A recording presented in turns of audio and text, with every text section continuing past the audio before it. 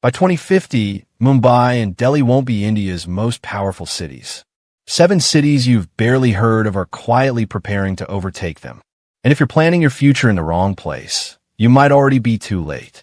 But wait, before we begin, please subscribe to ensure that you never miss out on any of my essential stuff. Comment, "I subscribe" below, and I will personally welcome you to our community. With that said, let's get started. According to Oxford Economics, India will add $8.5 trillion to its GDP by 2050. But here's the twist. 62% of that growth won't come from Mumbai or Delhi.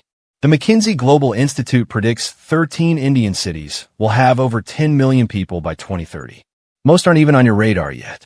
Let's count down the 7 cities that will change India's future. Surat is growing at 8.5% annually, nearly double Mumbai's rate. It processes 90% of the world's diamonds, yet most Indians can't even name its airport. Rajesh Patel left Mumbai in 2018. He was paying 85,000 Indian rupees rent for a 2 BHK. In Surat, he bought a 3 BHK for 60 Indian rupees lakhs, and his business doubled because logistics costs dropped 40%. Niti Aayog ranked Surat number 1 in ease of doing business among Tier 2 cities. While everyone's focused on the metros, Surat is quietly minting millionaires. The government just committed 1.2 Indian rupees lakh crore to turn Vizag into a manufacturing megahub by 2035.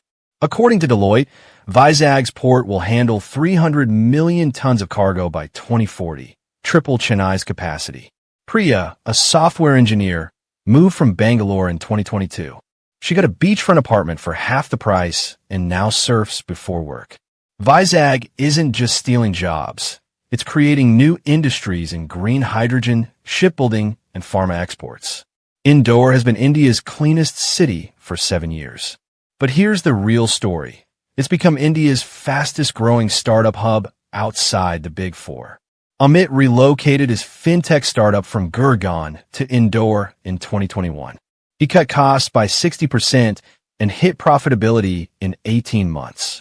Startup India's rankings showed Madhya Pradesh jumped from number 15 to number 6, overtaking Karnataka in startup support. How? 40% lower costs, IIT Indore talent that wants to stay, and business licenses approved in 7 days instead of 7 months. 94% of Kochi residents are happy with their quality of life. Compare that to Mumbai's 41% and Delhi's 38%. Dr. Lakshmi left Delhi in 2019. She was making 2.5 Indian rupees crore, but working 16-hour days with an inhaler because of pollution. In Kochi, she took a 30% pay cut, but expenses dropped 50%. Now she works 8 hours and kayaks with her daughter on weekends. Here's the shocker. Kochi's per capita income is growing at 7.8% annually, faster than Delhi's 6.2%. Happiness isn't killing ambition. It's fueling it. Pune now has more IT companies per square kilometer than Bangalore. NASCOM reports Pune added 127,000 tech jobs last year. Bangalore added 89,000. Rohan rejected Google Bangalore's 45 Indian rupees lakh offer for a Pune startup at 38 Indian rupees lakhs.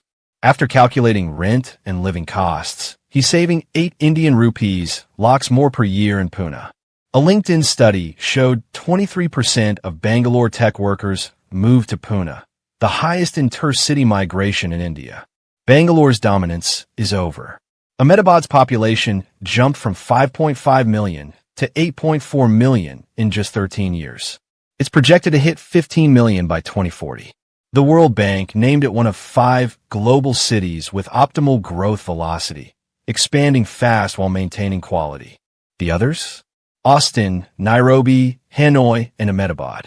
Neha moved her fashion business from Delhi to Ahmedabad in 2020. Her revenue tripled in 3 years thanks to access to Gujarat's textile belt, stable power, and GIFT City's financial infrastructure. The government poured 45,000 Indian rupees crore into metro, highways, and India's first bullet train terminus. Ahmedabad has what Mumbai and Delhi lost: space to grow.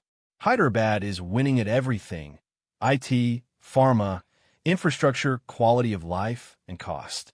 By 2050, economists predict it will surpass Mumbai in GDP contribution. Arjun left Mumbai in 2017. He paid 12 Indian rupees crore for a 1,800 square foot apartment with a 4-hour daily commute. In Hyderabad, he bought a 6 Indian rupees crore villa with a pool, and his commute is 25 minutes. Knight Frank ranks Hyderabad #1 in India for luxury real estate growth. 35% appreciation versus Mumbai's 12%. But Hyderabad isn't just IT. It produces 40% of global vaccines, hosts Boeing and Lockheed Martin's defense facilities, and Tollywood revenue is approaching Bollywood's. McKinsey projects Hyderabad will create 4.2 million jobs by 2035, more than Bangalore and Pune combined. An EY study ranked 50 global cities on innovation, livability, and growth. Hyderabad ranked number 7 globally. Mumbai was number 34. Delhi was number 41. But here's the truth. These cities aren't guaranteed to succeed. They need smart governance and continued investment.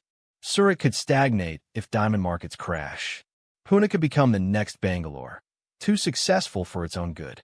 The real question is, are you brave enough to bet on the future before it's obvious to everyone else? By the time everyone agrees it's a good idea, the opportunities are gone. Or maybe you stay in Mumbai or Delhi, and that's fine if you're thriving. But if you're spending 4 hours in traffic, paying half your salary in rent, and missing your kids' birthdays, these 7 cities are your lifeline. So here's my question. If you could move to any of these 7 cities tomorrow, which one would you choose and why? Drop the city name in the comments with one reason. And if you think Mumbai and Delhi will stay on top forever, tell me why I'm wrong. Let's debate. The most insightful comment gets pinned.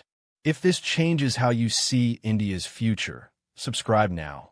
Because next week, I'm revealing the 3 Indian cities that will completely collapse by 2040. And one of them might be where you're living right now.